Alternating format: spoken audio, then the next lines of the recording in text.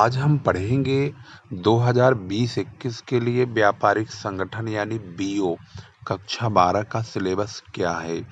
इस सिलेबस को दो भागों में बांटा गया है, 30% और 70%।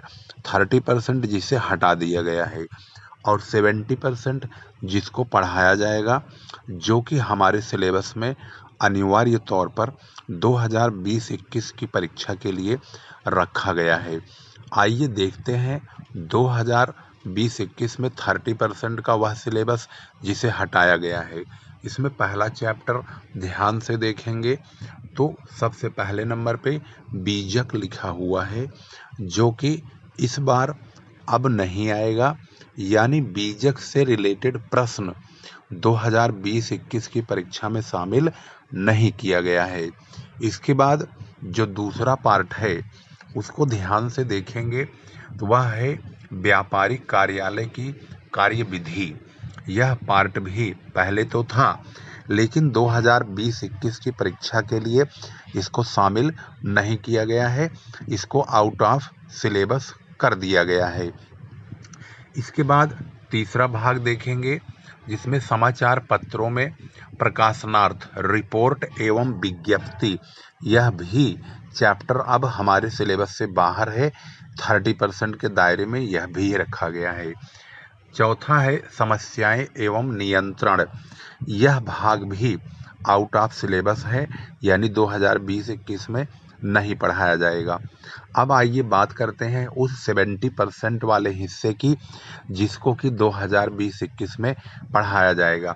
आखिर वह पहला भाग कौन सा है?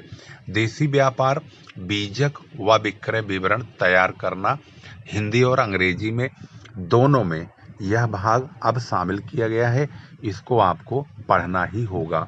दूसरा है विदेशी व्यापार एवं आयात निर्यात व्यापार, यानी विदेशी व्यापार के प्रश्न, आयात व्यापार के और निर्यात व्यापार के तीनों चैप्टरों के प्रश्न पूछे जाएंगे। यह चैप्टर रखा गया है। तीसरा है व्यवसाय प्रबंध, क्षेत्र एवं महत्व, प्रबंध में के कार्य, नस्तीकरण की प्रमुख प्रणालियां। यह भाग भी सिलेबस में रखा गया है, इसको भी 2020-21 में पढ़ना पड़ेगा। चौथा भाग रखा गया है व्यापारिक पत्र। व्यापारिक पत्र, इसमें बहुत सारे पत्र लिखे जाते हैं जो कि व्यापार से संबंधित होते हैं। उन समस्त पत्रों को इस भाग में शामिल किया गया है। इसके बाद पांचवा पॉइंट है व्यापारिक पत्र के बाद शासकीय पत्र। शासकीय पत्र, सरकारी पत्र, गैर सरकारी पत्र, यह सभी चीज़ें इसके अंदर आते हैं और इसको भी शामिल किया गया है। इसके बाद है छठा पॉइंट नियुक्ति हेतु प्रार्थना पत्र।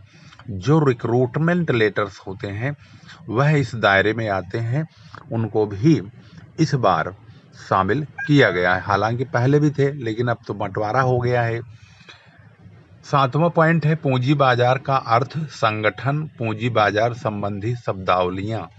इस प्रकार से पूंजी बाजार से संबंधित प्रश्न पूछे जाएंगे और इसको भी इस बार इस सिलेबस में शामिल किया गया है और इसकी शब्दावलियां भी शामिल है, जिसमें मंदड़िया, तेजड़िया, तेजड़ियों की हवाबाजी, कटान, तमाम चीज़ें इसकी शब्दावली हैं जो कि परीक्षा की दृष्टि से रखे गए हैं।